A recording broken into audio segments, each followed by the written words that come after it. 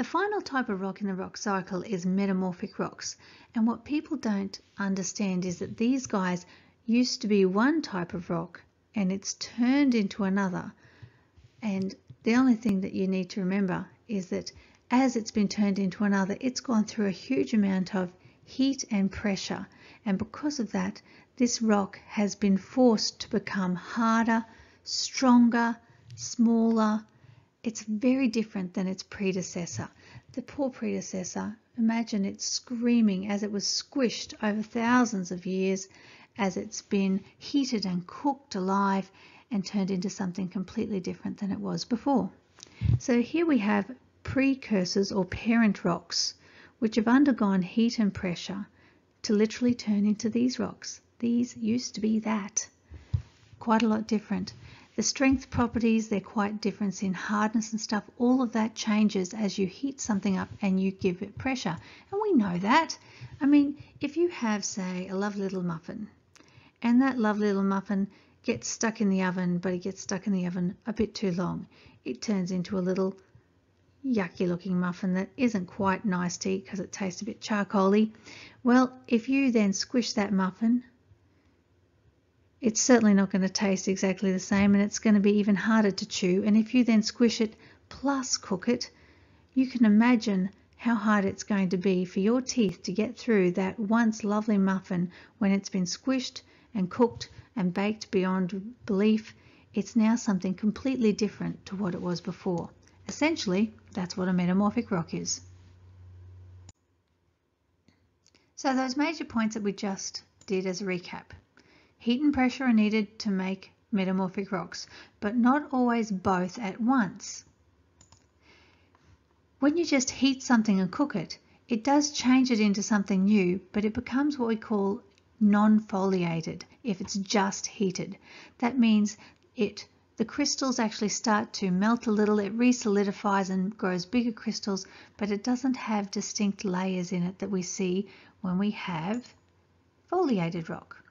Foliated rock is rock that has layers in it, and they're very distinct lines and layers, and that tells you that they've also been squished together. So let's go into what are the different types of rock, foliated and non-foliated. Essentially you have to remember one thing. If it's foliated, it means it was under very high pressure. These guys were screaming as they were squished alive. If it's non-foliated, it was heated, may have been under some pressure, but definitely not high pressures that cause foliation. So they both have a different story.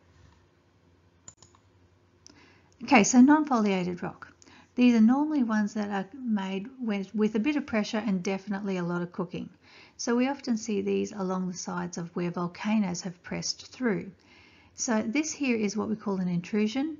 It's where magma from below has pushed through the land above, and as it's come out and burst out of this volcano, it's actually cooked the rock as it passes through. The rock where it touched got cooked. So if you had here 3 layers of mudstone, limestone and sandstone, they would have been put down, well, most probably mudstone. Mud tends to get put down in watery environments, most probably from some sort of flood, or the area was actually covered with a swamp or something like that that puts down mud.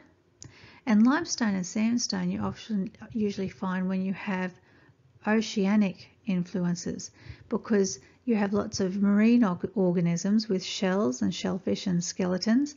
They dissolve, they fall to the bottom, form limestone, and because it's an ocean, it often will then, well, not often, it always puts sand on top of it, so you end up with this layer of limestone and sandstone together. So that often tells us that an ocean has covered an area when you see those together. Now, as you have the magma push up through here, the mudstone gets cooked into slate, the limestone turns into marble, and the sandstone turns into quartzite. Now, when these do change, you don't see lots of layers of foliation, but you definitely do see an increase in crystal size, and that's because the magma, as it's cooking it, these crystals in these guys actually start to melt a bit and reorganize themselves, and then slowly cool down again, and they grow bigger crystals than were there before. So whatever atoms you have here, they get a chance to recrystallize again in a much larger form. Now this is what we call contact metamorphism, because it's making contact with the rock. And here's an example here.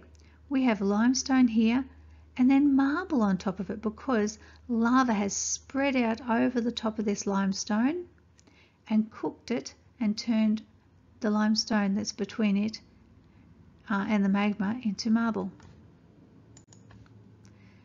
Here's an example of a foliated rock. Notice all the beautiful dark and light lines.